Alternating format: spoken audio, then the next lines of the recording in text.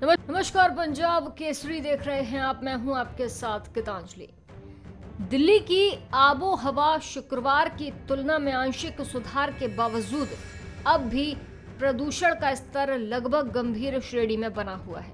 शनिवार को भी राष्ट्रीय राजधानी में वायु गुणवत्ता सूचकांक लगभग गंभीर श्रेणी के आसपास है, यानी दिल्ली की हवा आज भी जहरीली ही है।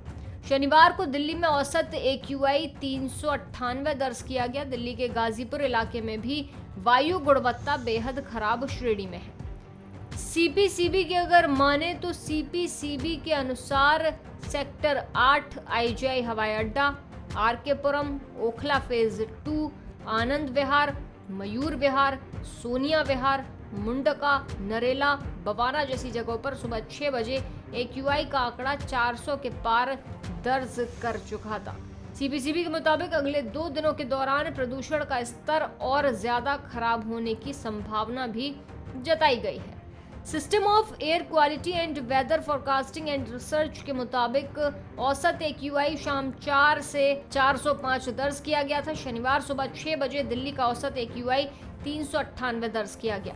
केंद्रीय प्रदूषण नियंत्रण बोर्ड के आंकड़ों के अनुसार RK पुरम में AQI 396, न्यू मोतीबाग में 350, IGI एयरपोर्ट इलाके में 465 और नेहरू नगर में 416 दर्ज किया गया।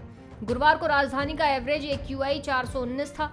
बुधवार को ये 401, मंगलवार को 397 और दीपावली के बाद फिर से आबो हवा नियमित रूप से खराब श्रेणी में है। इस बीच NGT ने हवा की गुणवत्ता में सुधार की कमी का हवाला देते हुए शुक्रवार को दिल्ली NCR में अधिकारियों को वायु गुणवत्ता सूचकांक को सुधारने के लिए सख्ती से ग्रैप 4 के मानकों को लागू करने के निर्देश दिए हैं। NGT के आदेश में कहा गया है कि पहले बताए गए उपायों से विभिन्न राज्यों में वायु गुणवत्ता में महत्वपूर्ण सुधार नहीं हुआ। NGT ने ट्रिब्यूनल संबोधित अधिकारियों से रणनीति का फिर से मूल्यांकन करने को कहा। ट्रिब्यूनल के निर्देशों के मुताबिक 20 नवंबर तक ताजा कार्यवाही की रिपोर्ट आने की उम्मीद। बहरहाल आपको बता देते हैं कि AQI 0 से 50 के बीच अच्छा, 51 से 100 के बीच संतोषजनक, 101 से 200 के बीच मध्यम, 201 से 300 के बीच खराब, 301 से 400 के बीच बहुत खराब और 401 से 450 के बीच गंभीर माना जाता है। AQI के 450 से ऊपर हो जाने पर इसे अति गंभीर श्रेणी में माना जाता है।